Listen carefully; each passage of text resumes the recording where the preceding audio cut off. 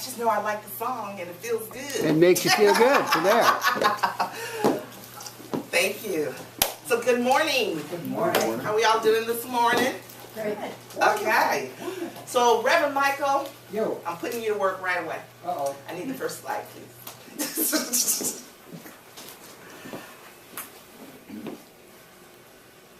That would be that. That would be that one.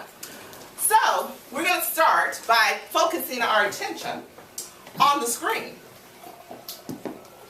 Focus our attention on the screen. Okay. This is a This is when you guys participate. Okay. Okay. So, what do you see? Black dot. Did everybody see a black dot? What do you see? Scranton, I see the earth. Okay. It's okay. So most of us see a black dot. Okay, and it is black. It's not brown. It's black. Okay. Good morning, guys. What do you see on the screen? Black circle. Okay. Black circle, black dot. So we're talking about what we focus on this morning, as you can tell from Reverend Vaughn's reading, which you did the whole talk, so I could really sit down, but I'm going to stay up here. And so most people said they saw a black dot, which is pretty much how some of us live our lives, by looking and seeing the dark. One person said the white, okay? And so that would be the light in our life. All the good that's happening in our lives would be that white dot, would be the white area around. But we automatically went to the black dot, okay? Which we can look at as being the dark areas of our lives. So we're talking about what we focus on grows. Now, Miss Nina Simone just sang this wonderful song, I'm feeling good. I'm feeling good. She was talking about the birds and the trees and the fish and everything about feeling good. What would you say if I told you that that is our whole purpose for being, is to feel good? That is the one task that we have, is to feel good. That's the only thing that we need to do. You believe me? Yes. Well, theoretically, yeah. Okay, I know you're All right. the way. I get a no, I have a no. Yeah. Because we don't always live like that. We don't always live from the feel good place. And I'm talking about the feeling good that comes from inside, not the feel good that comes from, I do need a little more air. I can feel a little better. Okay.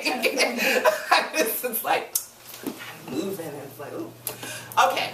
I'm not talking about the good that comes from being drug induced or alcohol, or even the good that comes from someone paying you a compliment. I'm talking about the good that is within you always, that good feeling that you can have regardless of what's going on. Jerry and Hicks, why is my mind going away? Abraham. Well, Abraham, but Esther. Thank you. Esther and Jerry Hicks, they talk about our thoughts. They talk about how we're feeling, okay? And they're saying to watch our thoughts. And how you can watch your thoughts, because it's so hard, because we have a whole lot of thoughts happening all the time, that you can know how you're feeling or you can know what you're thinking by how you're feeling. So if you're feeling good, you're thinking good thoughts. If you're not feeling so good, you're thinking not so good thoughts. Now, we talked about thoughts. Thoughts are things They are living, breathing entities. Reverend Vaughn in his reading talked about ideas, which go along with the thoughts, and those ideas that have been just kind of fleeting, that we don't act upon. They're things, they're living, breathing entities. Now, we remember how things get to be the way that they are. Next slide, please. I've talked about this before. Thoughts plus emotions gives us our beliefs. Nothing new. Thoughts are powerful. But they're not powerful if they're just by themselves. You know, it's a fleeting thought. That doesn't make any difference. But it's those that we give emotion, those that we give energy to, that grow. And they create beliefs. And then those beliefs, as we work with them and give them life, create habits. And then our habits affect our perceptions of the world. Okay? We can change our thoughts. Just like that. Reverend Vaughn said that. We can change them just like that. It doesn't have to be after you take that 10-week course that you have your eye on, or after you get that job, or after you get that relationship. It can happen right now. It's all here. Now, I want us to look at this short little clip in a moment. Did everybody see the movie What the Bleep? Yes. What the Bleep? Do you know? I know you saw it because everybody in East Bay saw it. We're going to assume you saw it. But it really doesn't make it a difference. I know Mark from my Oakland church. And so What the Bleep was a really big thing, you know, and I don't know how many times I saw it, and I took my notes. I had to take notes the next time because it's that kind of movie. So we're going to look at a little clip because they're going to talk about thoughts. Okay. You have to go through a process. The process.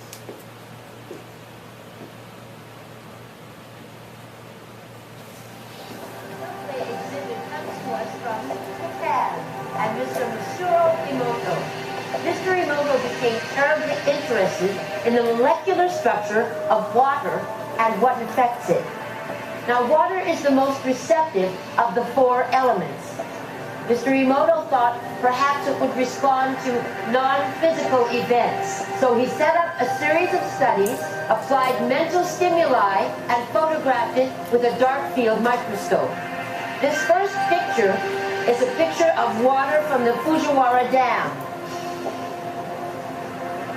And this picture is the same water after receiving a blessing from a Zen Buddhist monk.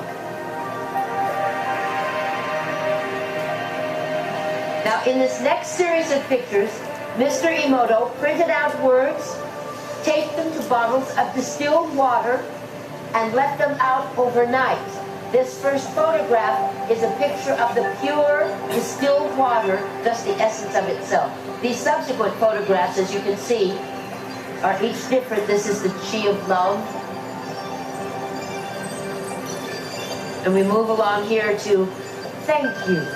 And you can see where he taped that to this bottle here. But if you read Japanese, you already knew that. Mr. Emoto speaks of the thought or intent being the driving force in all of this. The science of how that actually affects the molecules is unknown, except to the water molecules, of course.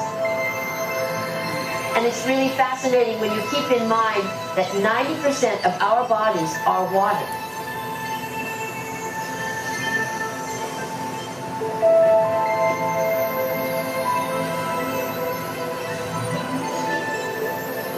Makes you wonder, doesn't it? If thoughts can do that to water, imagine what our thoughts can do to us.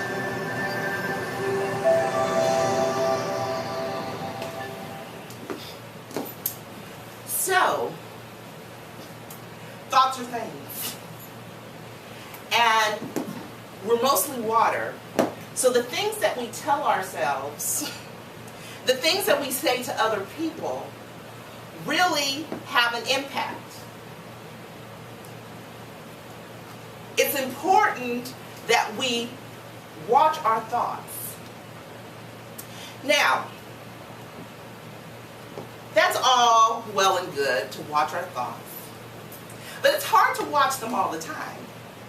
Because is anyone capable of doing, you know, just to be like, okay, I'm thinking this, I'm thinking that, I'm thinking that, okay. I find that very difficult. But we can go with what I said before about how we're feeling. Now, when we put good things in, we typically get good things out, right, as the results. Because when we talk about law of attraction, that's what we're talking about. You focus on good, you get good. You focus on things that are bad, you typically get bad. Has anyone ever woken up in the morning and said, ugh, I'm so exhausted, oh, I don't know, this day, oh, I just wish, you know, I could just go back to sleep. No one else has ever said that? Okay. And then the day kind of gets progressively worse. I had a situation, I remember when I lived in California, I had this feeling, I was like, oh, I just don't want to go to work. Oh, I just don't want to go to work. And that was my mantra that morning. Don't want to go to work. I get in my car, I get about 3 blocks away from my house and my car died. So guess what? I didn't go to work. Although that wasn't the way I wanted it to work out, but that was the energy that I was putting out, and that's what I got back. Now, all of us have things in life that we would like to accomplish, that we would like to have, that we would like to do. We can't get to that point by saying the things that we don't want. Now, we can use them and reframe them and shift them into something positive, but we can't get to those things that we desire out of life by saying what we don't want, what we can't have. We just can't. And I'm going to prove this to you. So you have a blue piece of paper that some of you are already using. So if you can just fold the paper in half, I guess I can get it from here. Oh, I'm sorry. Anybody else need a piece of paper? Okay. Anyone else need a pen? I've got one. Anyone need one? Okay. Okay. So let's fold this paper in half.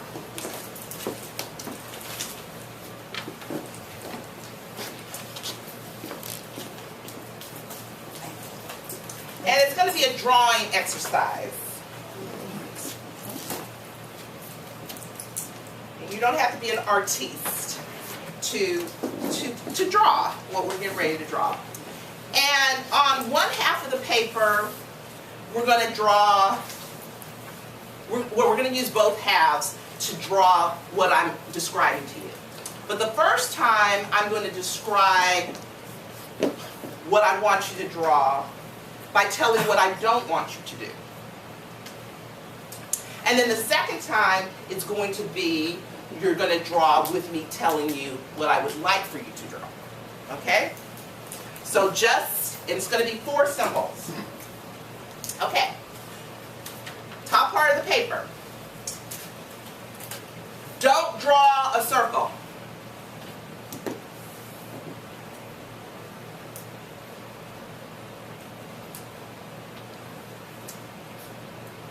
Second symbol. Do not draw a curvy line outside of symbol 1.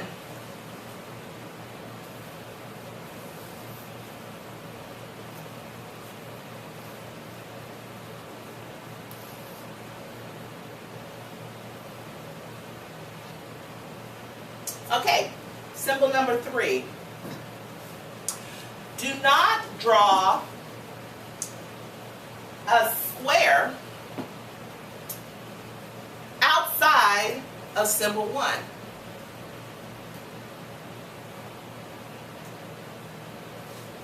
Symbol 1 is... Symbol 1.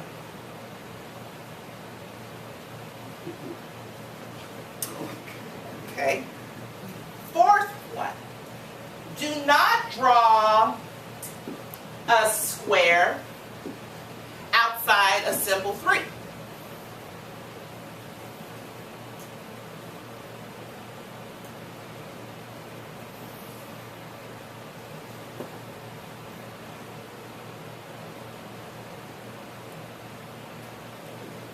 Okay, let's see everybody's pictures.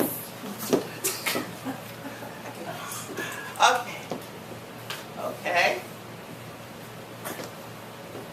I'm loving it, loving it. Okay. Okay. Okay. Second half of the paper. Symbol number 1. Draw a rectangle. Horizontally should be the longer of the rectangle. Okay?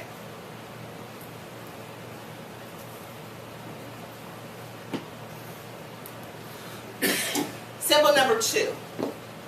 Draw a vertical line through the middle of the rectangle you just drew.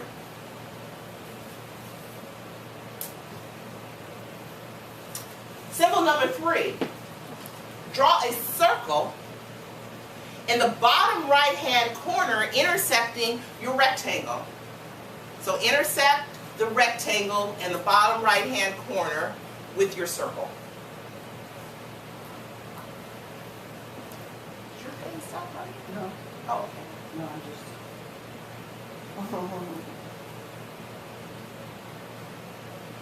And symbol number 4 is going to be a triangle that you're going to intersect the bottom of the circle that you just drew.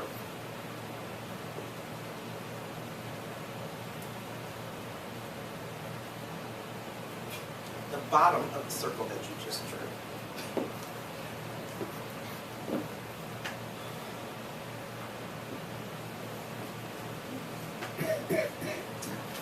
Okay. Give me this next slide with the slide after that. So, that's what I was describing. Now, which one of your drawings is closer to this? The first one or the second one? The second one. Oh, yeah, Okay. by a long shot. Okay. So, do you agree with me that you can't, it's harder to get where you want to go by saying what you don't want or what you shouldn't do than it is to get to it by saying what it is you want? Yes? Yes. Okay. Which one? On either one? Okay. Well, the second one definitely is closer. It's closer. Yes. Okay. And so that's how we live our lives. We can either tell ourselves or tell others, and you can take that off, thanks, what it is you don't want them to do. So how many, I know several people have children. Not several, few people have children. But how many of you have given instructions, your children or to other people, don't do that. Don't touch the stove. Don't run in the house. Don't. Anyone ever said that? Yeah. Okay. I've learned the Actually, same because behavior I want to see. I So was I going to say say, walking feet. I was Okay. going to say, actually, because my sister was a speech pathologist, I learned really early to tell That- them exactly what they want. Exactly. It's like, speak more softly. Exactly. Your voice is very loud. It can be quiet like that. How quiet can you be? And that's exactly the point. You're going to get better results by asking someone to speak softly as opposed to stop yelling. Because they hear yelling. Yes. And the universe hears yelling as well. The universe doesn't know anything about don't and not. Okay? It hears, it doesn't understand that. And so that becomes your affirmation. So if I don't want blah, blah, blah, the universe is saying, oh, they want it. Let me fulfill their dreams. So what happens when we focus on whatever the thought is and we add the emotion, the thoughts develop momentum. Okay? And so what happens, the more momentum, the more you think about something, the stronger it gets. Has anyone ever been like irritated by something? You know, you get in your car, you're a little irritated by something or someone, and by the time you get to your destination, because you've now been thinking about it and you've been pouring stuff on it, that by the time you get to where you're going, you are so upset that you can't think straight. Yes. And so what happens is that it builds up momentum. That thought builds up momentum, and now it's huge. And so now it's become your primary focus. And so we have to shift that. Because we're like that water that Dr. Emoto, I don't know if you happen to see the one where it says that, you know, you're not good or whatever, what that water looked like. It was really kind of putrid and ugly. Okay? And so that's what you're doing to your body when you're saying it to yourself, or you're saying it to someone else. Okay? We have to shift our focus. We have to shift and focus on those things that are uplifting and wonderful in our lives. Anybody remember being in love at the beginning? At the beginning. Now, that's all I'm talking about. Anybody remember that? For some of us, might be a little long ago. But does everybody have an experience of being in love? I don't know. Never? With my son. Okay, that's love. Yeah. So, do you remember how that felt at the beginning? It's like you wake up in the morning and the toothpaste tastes good. The birds are singing. Oh my God, it's so glorious. This oatmeal tastes so good. Oh my God, I never knew oatmeal could taste so good. Just everything is so beautiful. Yes? And then something happens. And those feelings go away. Well, we want to kind of keep that feeling of being in love. There is that, when you're in love, there's that passion that you're feeling. And that passion just feeds you, and it just excites you, and it makes you feel good. Because remember, that's our primary function, right? Our goal is to feel good. So we want to keep those feelings of feeling good. And if being in love at the beginning resonates for you, we all know what those feelings feel like. We can go back and just remember those feelings, because nothing is lost. It's all within us. So we're feeling good, and we're focusing on those things that are good in our lives. Now, one of the things that feels really good is when you're in the flow. Has anybody ever been in the flow? Has everybody had that experience of being in the flow? Anybody not? Phyllis, you're kind of looking like, I don't know what she's talking about. I do. Okay. And oftentimes people, the artists in the room, and artists, when I say artist, doesn't necessarily mean that you're a sculptor or a painter. It can be anything that is creative. And oftentimes when you're doing these creative projects, sometimes you just get into them. I mean, it could even be writing a marketing plan or doing one of your evaluations for your students. You're just like in the mix. You know that feeling? And so you're just in the flow. You're one with spirit. You're just one with it. And that's the feeling that we want to maintain. That's the feeling that we want to continue through our lives. How to stay in the flow, in the mix. Now, when you're in the flow or in the mix, are you focusing on that this project or whatever it is you're doing is just having a life of its own, and it's just creating, and you're just in it, and it's wonderful, and you can't wait to see how it's going to turn out? Or are you focused on, no, you know, I can't really do this, and I don't know why. This is stupid. This is silly. Which one is it? The first one. I mean, occasionally you go both ways. But when you're in the flow, Not when when you're in the flow, Yeah, which one are you? No. Because if you're the latter, I need to know how that happens. So when you're in the flow, you're just like, yeah, baby, I got this. And so that's how we can live our lives. I got this. Now stuff happens. Stuff happens. I mean, life happens. When I was driving back, I was up in Linwood the other day, and I'm driving back, and I call my dad, and he tells me the news that he had to tell me.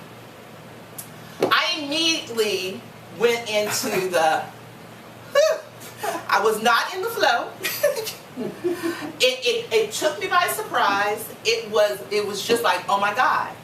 And all the emotions that I was feeling, you know, every bad emotion that one could feel, I was feeling it in that moment.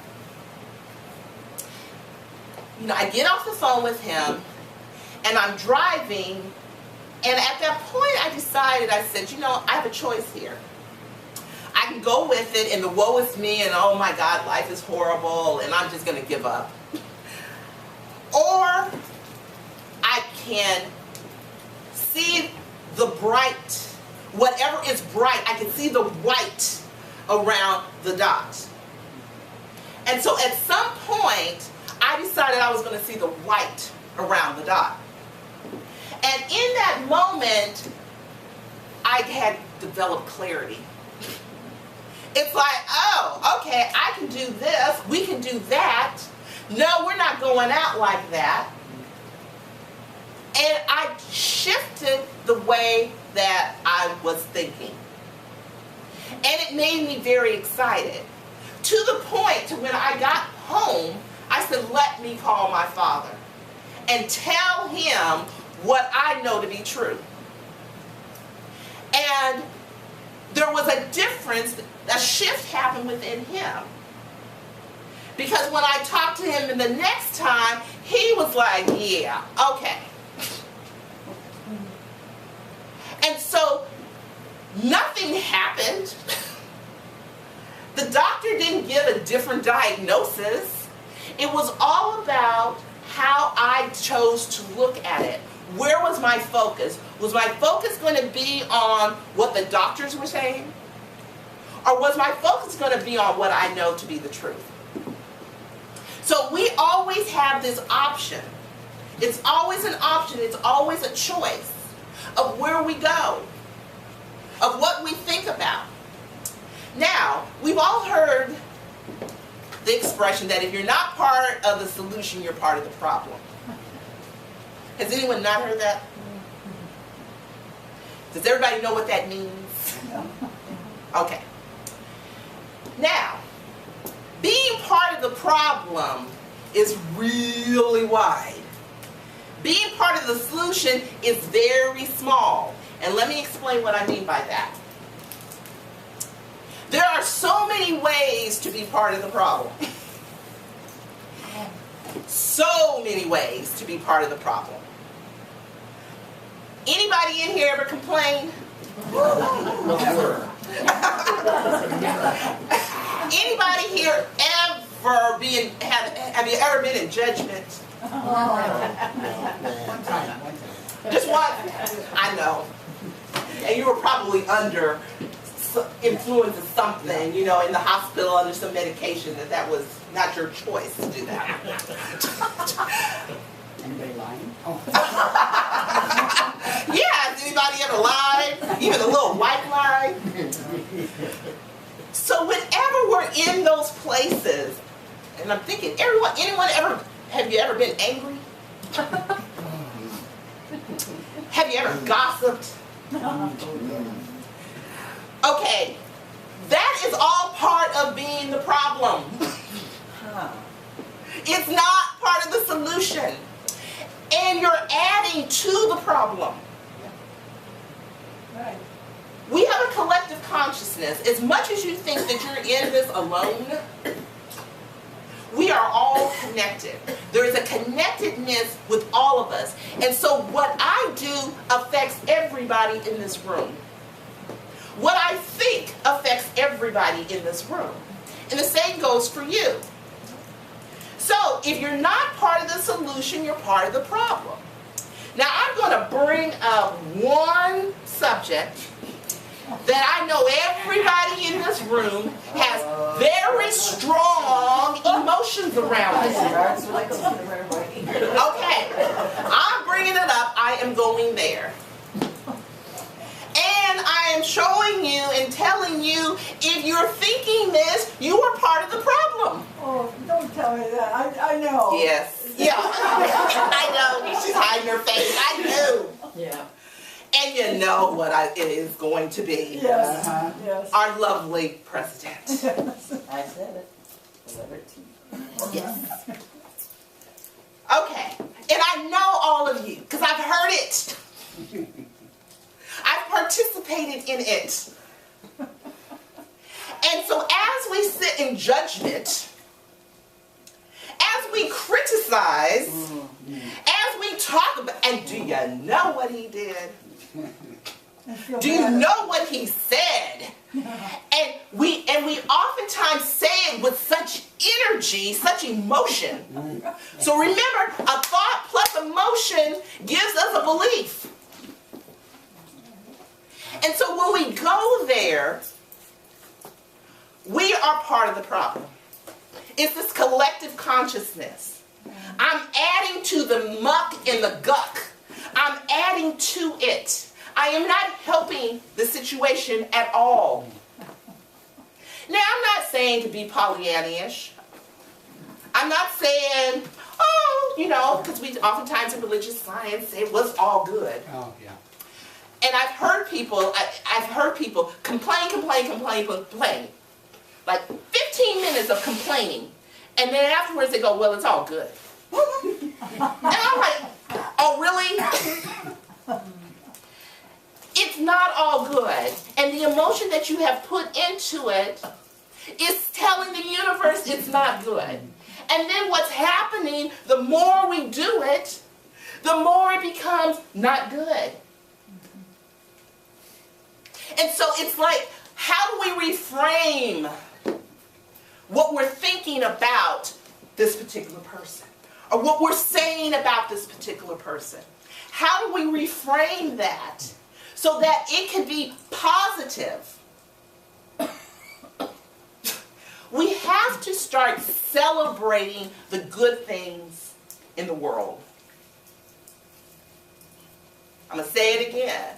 We have to start celebrating the good things in the world.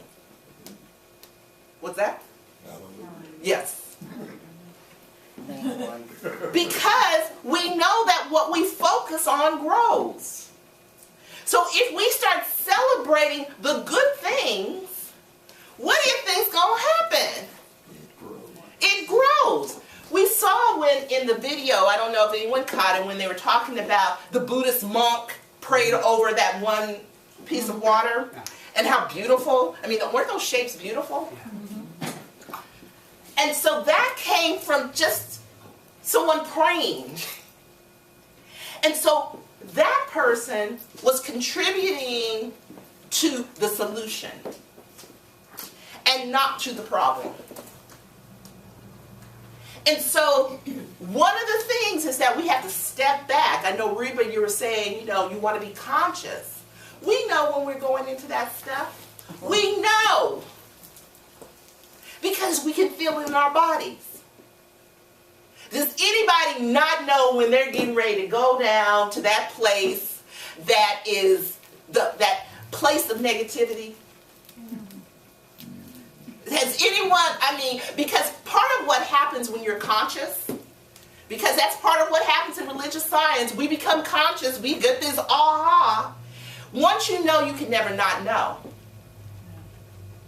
And so you might decide that, yes, I'm going to contribute to the problem, but you know you're doing it. There is this awareness that you have that you are participating, fully participating in the destruction of this world of peace that we're choosing to have. So what are you choosing to do? Are you choosing to be part of the problem or part of the solution?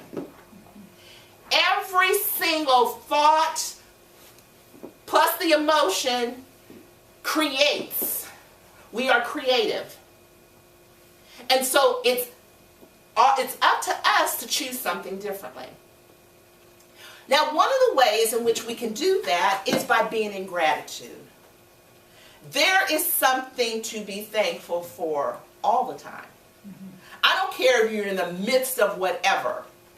We were talking about Indiana Jones before we started service. And does everybody know Indiana Jones? Yeah. And there's the one where he's with his, he learns that he has a son. And Indiana Jones doesn't like snakes. Everybody know that? Right. Okay, okay, good. So there's that scene where he's in that sinkhole and the son finds a snake to pull him out. Oh. Okay, do you remember that part? Uh-uh. Well, so there's a scene where it's the mother of the son and Indiana Jones they have stepped into, it's not quicksand, but it's like, I'm calling it a sinkhole. And they're sinking. And so the son runs off to find something to pull them out. And so what the son finds this snake. And the mother grabs hold and he pulls her out. Indiana Jones, as tough and as rugged as he is, snakes are his Achilles heel. Okay? And so he is like, basically, I just can't do it. But what he does, he reframes it. He's like, call it a rope. And so what happens, they said, okay, grab onto the rope. And he grabs hold of it. So it's this reframing. So we can call it whatever we want. As we hear it, that little saying, with all this, I'm going to just call it poop or crap. There must be a pony in here somewhere. Okay? And so, regardless of how much of it you see, find your pony. Find that rope. Find whatever it is that is going to pull you out of and allow you to reframe whatever is going on in your life. Because we are supposed to be happy. We are supposed to be joyful. We are supposed to feel good. That is our goal. And so if you find yourself going down the road of feeling less than good, because anything less than good is not okay. Because anything less than good is contributing to what? The problem or the solution. That's where you guys get to answer me. The problem. Okay, so I said gratitude. Gratitude is one of the ways in which it can pull you out of the problem and put you into the solution. We always have something to be grateful for. So what I want you to do on the other side of the paper or wherever you want to write, I know it doesn't make any difference to me, is I want you to write 10 things that you're grateful for that happened this morning. Okay, so I don't want you to go to yesterday or a week ago, and it doesn't even have to be that happened. It's just that your experience. Any 10 things that you are grateful for that just happened up until this morning, from the time you woke up till right now.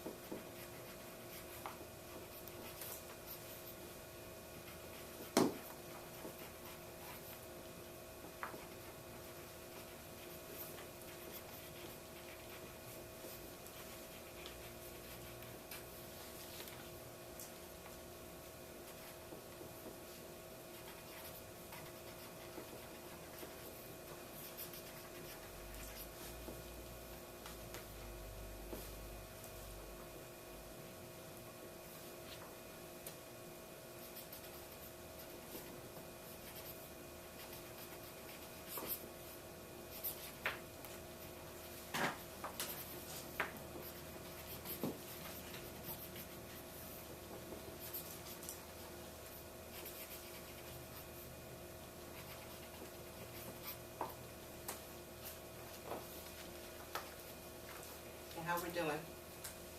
Number 4. Number 4. Cheryl. Okay, that's fine. You can finish that a little later.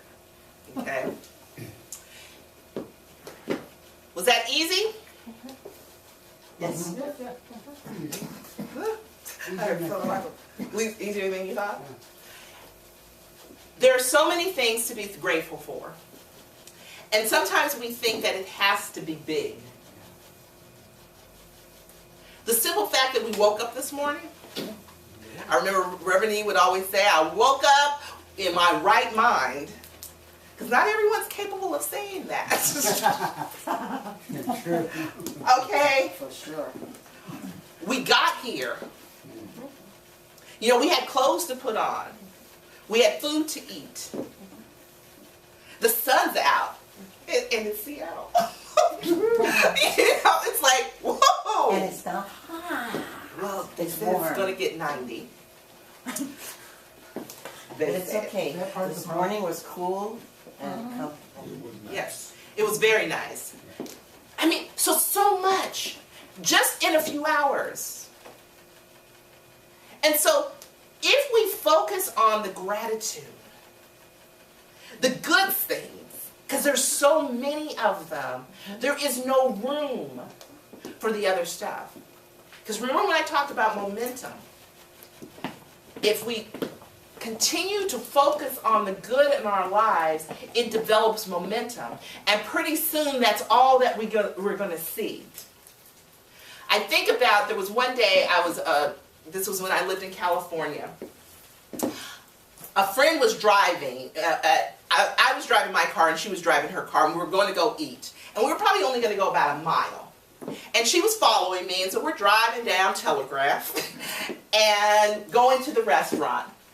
And so when we get to the restaurant, she's like, did you see the police and the cars and all that, they had stopped this person, blah, blah, blah, blah. And I realized I didn't see any of that. I had no clue what it was that she was talking about. And I realized that it was how I was looking at, what I was looking for and what I was looking with, that allowed me not to see that. And so your focus will go to where it is that you're focusing on. The things you say to yourself will help you with this focus, or they will hurt you. The things you say to other people will either help them or not help them. The things you think about yourself will help you or not help you. The things you think about other people, because just because you don't say it doesn't mean it doesn't hurt. Okay? Because I know there have been a lot of times I'm thinking something, and the person I'm talking to has no clue what I'm thinking about them. Or maybe they do. But it doesn't matter. The universe doesn't care if it's audible or not. It's what you give your attention to that's going to grow. So are you choosing to be part of the problem or part of the solution? It's your choice. And it's a choice that you have at any and every moment of the day. So, homework time! Woo! Let's start a gratitude journal if you don't already have one. Okay?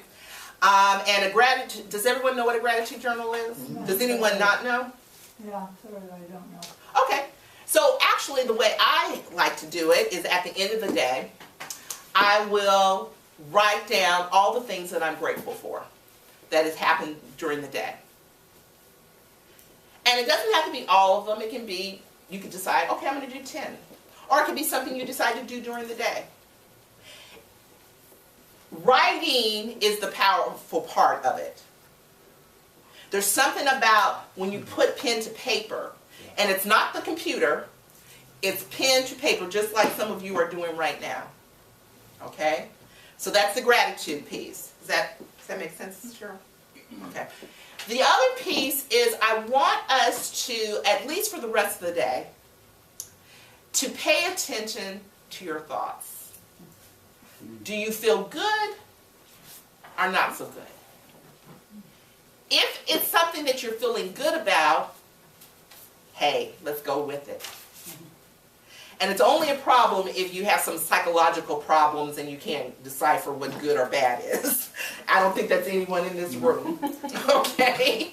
So if you're feeling good, then let's keep it going. But if you find that you're feeling not so good, anything other than good, check in. Okay, what's going on? And then reframe it. Find something good in whatever it is that you're going through. Okay? Gratitude journal. And at least for the rest of the day, we're going to watch our thoughts and reframe and shift. Okay? And so it is. Thank you. So it is.